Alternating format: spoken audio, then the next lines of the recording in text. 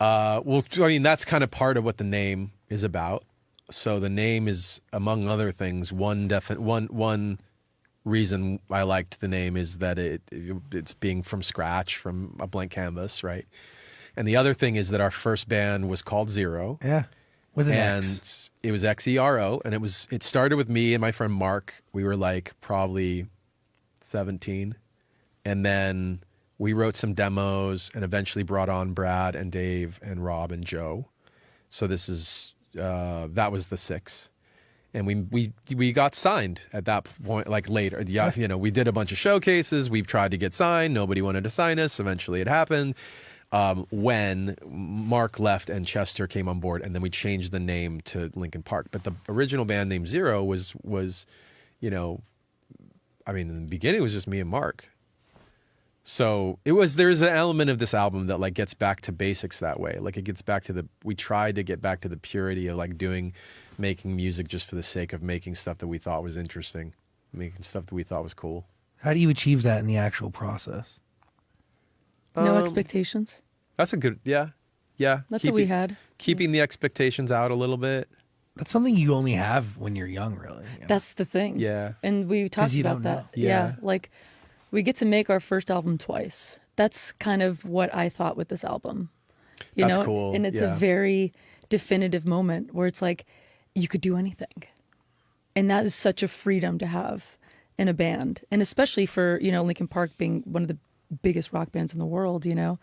And I think there's something very magical to first albums, and we got to do this, and it felt like a first album for us. It was great.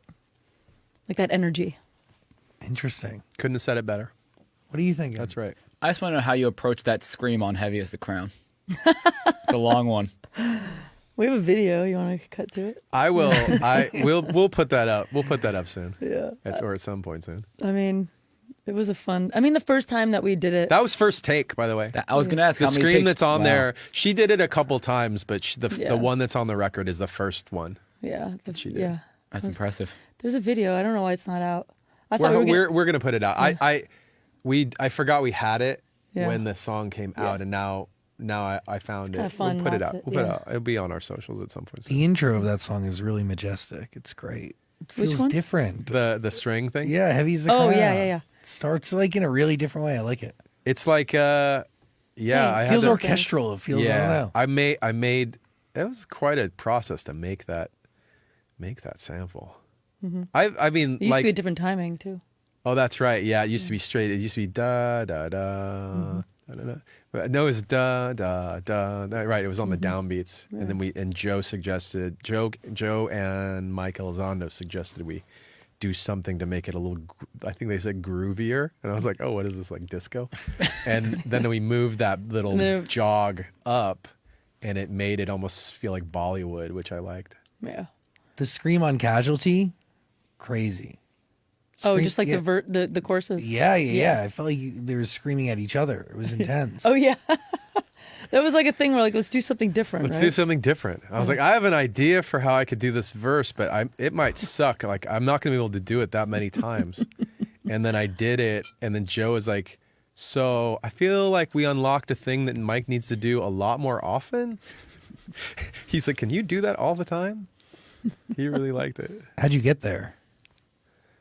What do you think about Anger. Yeah, well, I grew up on. There's a very specific type of like heavy. It falls into the category of hardcore. Like people think of like New York hardcore or like straight edge hardcore bands. And if you're into that genre, which I'm not a tourist, but I'm not like super deep. But I do love bands like Strife, newer bands too, like Speed and Gel, and there's a band called, well, anyway, super duper rabbit hole. There's an aesthetic though of those types of bands, and I think my gateway into that was Helmet.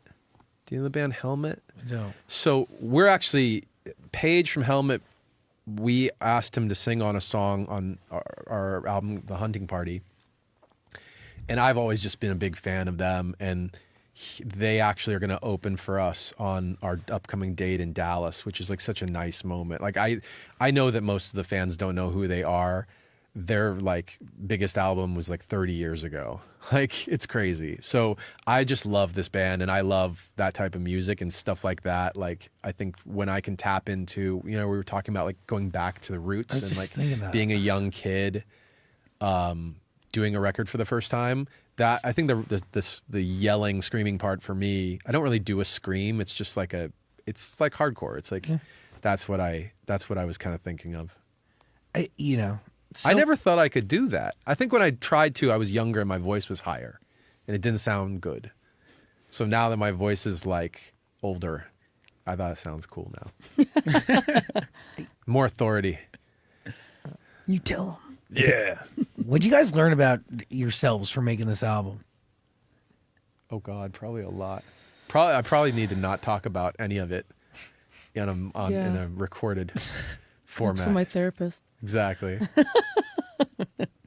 How did you guys keep this a secret? Because when you were here in 2023 of last year, you said nothing.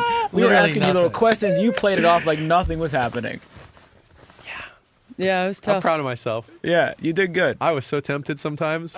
I don't remember whatever, but I was like, there were some moments when people would ask a question and I'd be like, oh, if you only knew, motherfucker. Oh, we were in it. Like at that time when I put out, Already Over, we were making Linkin Park songs at that point. Like we weren't calling them Linkin Park songs, but we were involved. We were getting busy, and I think one of the things that struck me is that keeping it a secret, like a bunch of people knew. They had to know because we were setting up things. Like we were having people come in and like write. We were having people, Shoots. Yeah, we were shooting things. We were A lot of asking people for involved, we were talking yeah. to openers. So that meant like other bands and management and stuff. And the only thing that makes any sense to me logically is that the reason it didn't leak is because people either liked us or respected us enough to not do that. And Yeah. so to me, that's like, was such a beautiful thing. That's big. Yes. Right? Like I like my friends even more now Absolutely. because nobody went out and was like, yo, did you hear? Now, like in moments like that, you learn who the real ones are. Yeah, that's right. That's right. Emily, did you keep it to yourself or did a lot of your friends and family know? No, not a lot of people knew. I mean, we talked about this where I've just like, it was hard to go hang out because I didn't want to say anything. Like I'm having a couple drinks and I get excited or a song comes on. I was just like, I'm going to fucking say something. So I stopped going out so much. I kept a very low profile within that time. I was also very busy too.